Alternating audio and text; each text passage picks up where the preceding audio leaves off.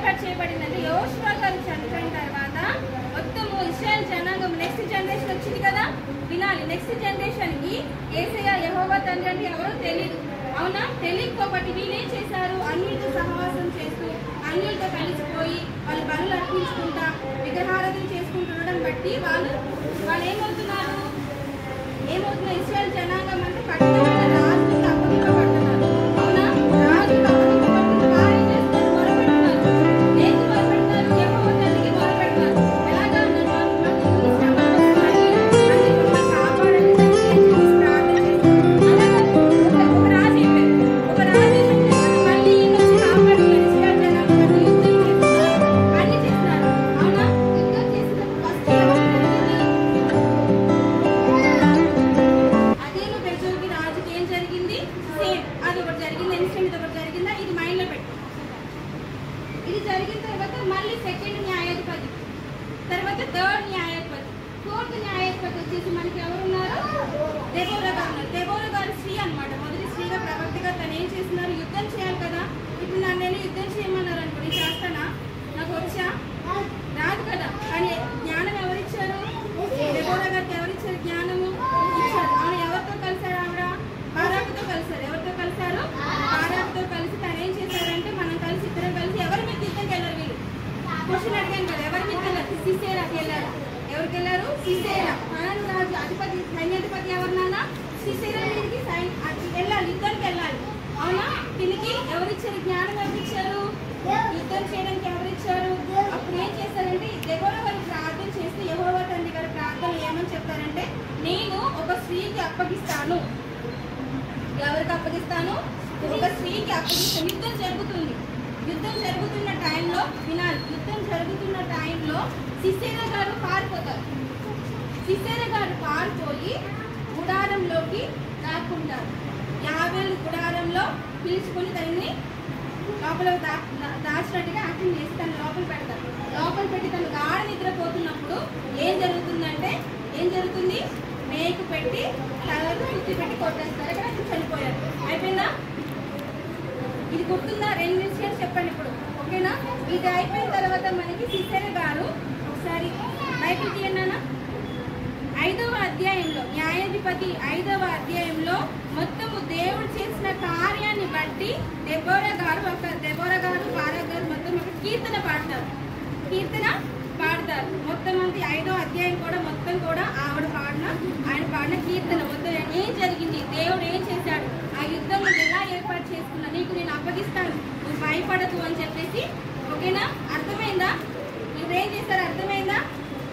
Next మనకి గిద్యోను వస్తారు. ఈవిడ అయిపోయారు. ఈవిడ కూడా మొత్తం అప్పటి వరకు కూడా చూసుకున్నారు. ఇశ్రాయేల్ జనాంగం మొత్తం వెనకాలని చూసుకున్నారు. ఈవిడ చనిపోయిన తర్వాత మళ్ళీ వీళ్ళు పాపంలో పడిపోతారు.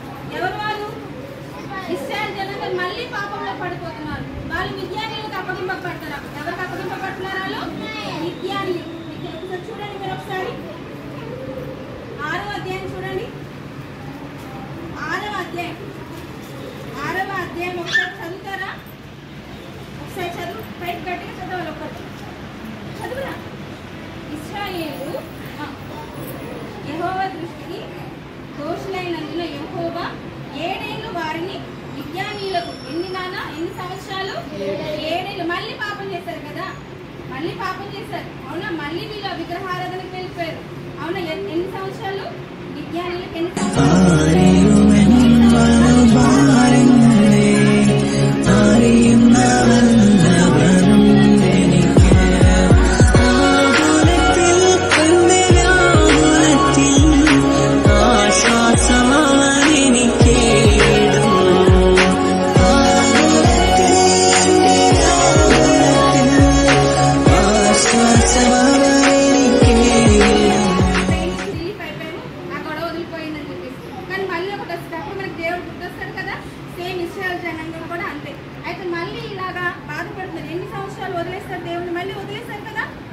ఇంత చేశారు. దెబోరా గారు చేశారు, ఒత్నియేలు గారు చేశారు, మోషే గారు చేశారు, యెహోషువ గారు చేశారు.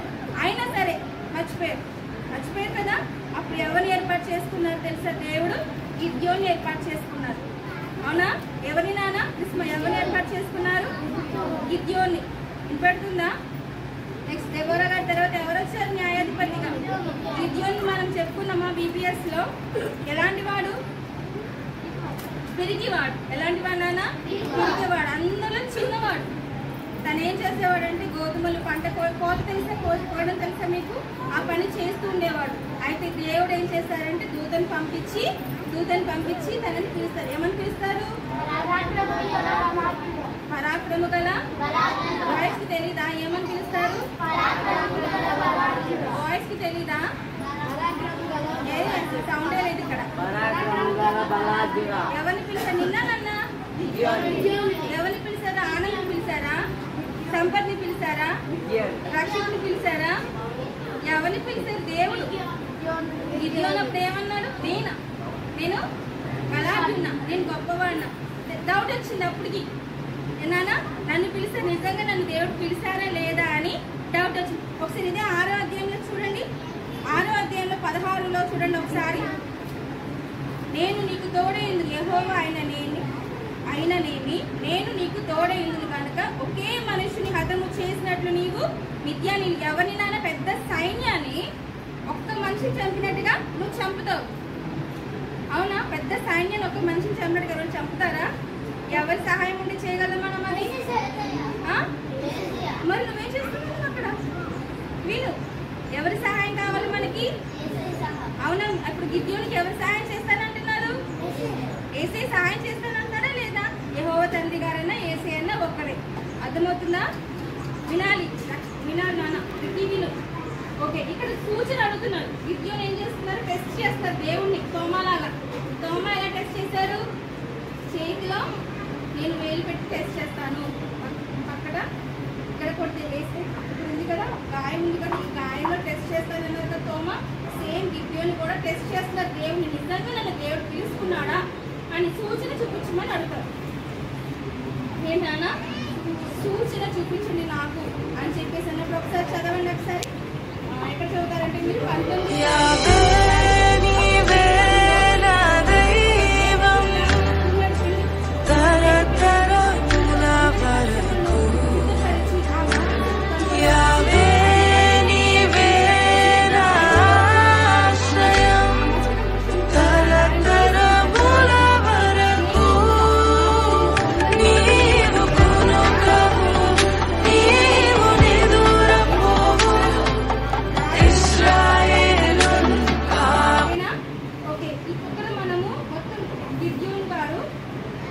టెస్ట్ చేస్తున్నారు. 2 సార్లుగా టెస్ట్ చేస్తారు.